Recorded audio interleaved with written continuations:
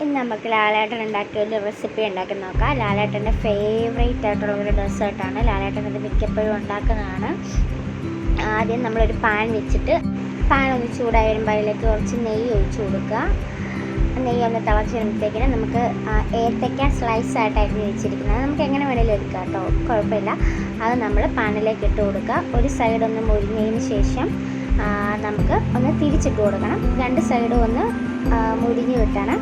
എന്നിട്ട് അതിലേക്ക് ശർക്കര, അരിഞ്ഞ് വെച്ചിരിക്കുന്ന ശർക്കര നമുക്കൊന്ന് ഇട്ട് കൊടുക്കാം. കൂടെ തന്നെ തേങ്ങ ചിരവിയതും കൂടി ഇട്ട് കൊടുക്കാം.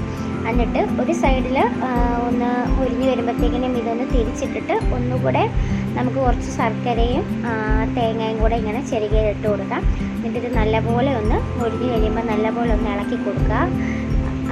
ഇളക്കി കഴിയുമ്പോഴത്തേക്കിനും നമുക്ക് വേണമെങ്കിൽ ഇതിൽ ഏലക്കാപ്പൊടി അങ്ങനെ സംഭവങ്ങളൊക്കെ ഇടാം. പക്ഷേ നിങ്ങൾക്ക് വേണമെങ്കിൽ ഇട്ടാൽ മതി, അത് ഓപ്ഷണലാണ്. നല്ലപോലെ ഒന്ന് മുരിഞ്ഞ് വരുമ്പോഴത്തേക്കിനും നമുക്ക് ഒരു പാത്രത്തിലേക്ക് മാറ്റാം.